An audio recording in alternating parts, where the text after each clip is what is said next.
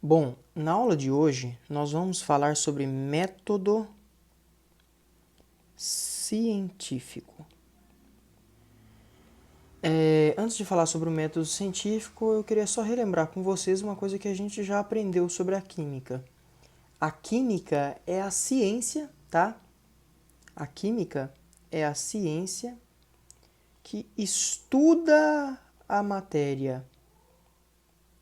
E quando ela estuda a matéria, ela quer saber sobre a constituição da matéria, sobre as propriedades da matéria.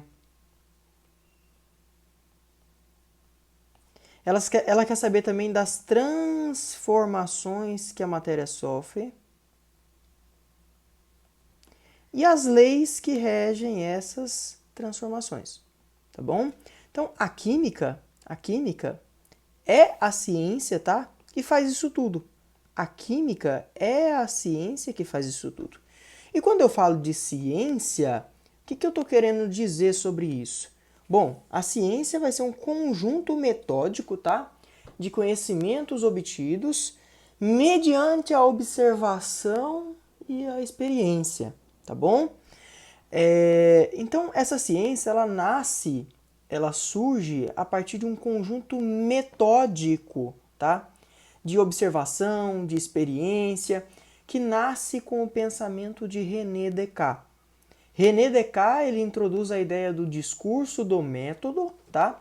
E diz que o conhecimento tem que ser metodizado para que a partir dele a gente consiga chegar a proposições que, que são explicadas na vida real, que podem ser explicadas, ou que podem ser bem determinadas, ou que podem ser bem repetidas, que podem ser provadas. Bom, a ideia do conhecimento científico ela começa com o pensamento de René Descartes, tá? Mas na verdade a parte empírica dela é desenvolvida depois por Newton, beleza? E embora existam diversas versões ou diversas opiniões diferentes sobre o método científico, o que ele vai ser? O método científico vai ser um conjunto de etapas, tá? Que vão ser realizadas com a finalidade de a gente entender algum fenômeno, algum acontecimento. Esse método científico é um ciclo, tá? A ideia é que ele seja infindável, interminável, e que esse conhecimento seja sempre reciclado, tá bom? É o que acontece com as teorias, com os modelos que a gente tem hoje.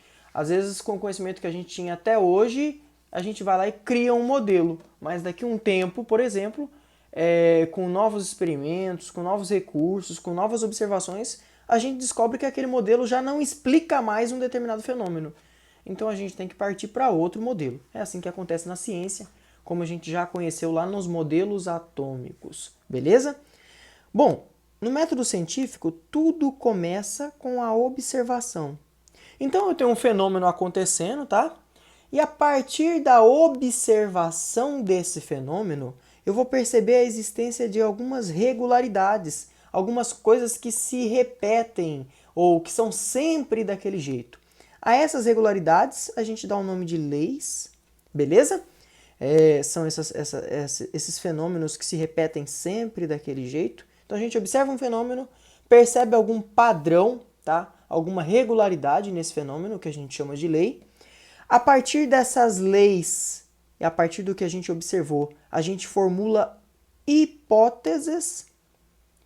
As hipóteses serão tentativas de explicação de um determinado fenômeno, tá bom? Essas hipóteses serão, segundo o método científico, têm que serem submetidas a experimentos. E os experimentos vão permitir que a gente descubra se essas hipóteses são válidas ou não. E mais do que testar essas hipóteses para saber se elas dão certo, é importante também a gente testar para ver se elas não estão erradas. Então a gente tem que falsear as hipóteses, a gente tem que fazer testes, né? E sempre tentar achar uma ideia, um momento que essas hipóteses deixam de ser verdadeiras. Porque aí se elas deixam de ser verdadeiras é porque elas não são verdadeiras, ok? Então a gente vai tentar obter explicações para um determinado fenômeno, tá? Com as hipóteses, e essas hipóteses serão verificadas nos experimentos. Beleza. Depois de feito novos experimentos e reforçadas as hipóteses que a gente tem, nós podemos tentar explicar com base na hipótese, com base nos experimentos, algum fenômeno. Essa explicação, essa tentativa não, perdão, essa explicação de um determinado fenômeno é o que a gente chama de teoria ou modelo. O modelo descreve como que um fenômeno acontece. O modelo é uma referência para que as pessoas consigam entender os fenômenos, tá bom? O modelo ele permite que a gente olhe para o átomo e fale, bom, o átomo é desse jeito. Ah, mas por quê? Porque, sei lá, Rutherford falou que é assim? Ah, mas com base em que o Rutherford falou isso? Rutherford falou isso com base nos experimentos que foram feitos lá no seu laboratório, ok?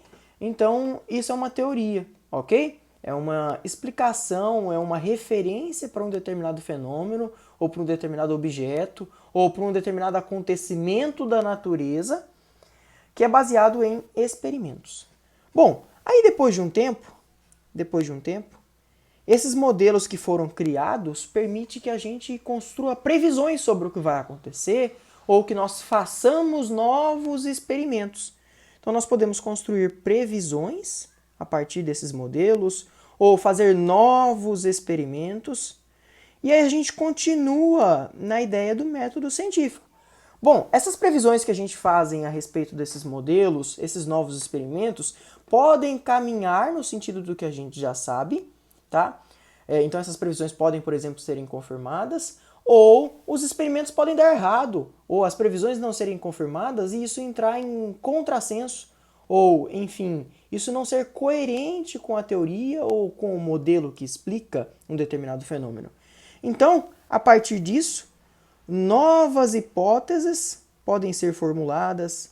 E aí, com novas hipóteses, a gente surge novas leis, novos experimentos, novas teorias, beleza?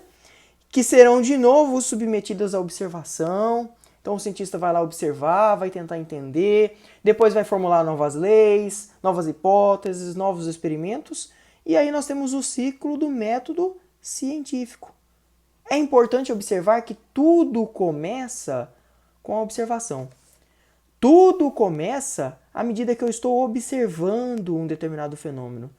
E quando eu digo que um cientista ele é mais do que um cara estudado e que um cara que conhece muita coisa, tá muito bem fundamentado teoricamente, ele é além disso tudo um cara curioso. Porque a curiosidade é o que vai mover esse cientista a tentar observar de verdade um determinado fenômeno, a tentar compreender como é que as coisas acontecem de verdade.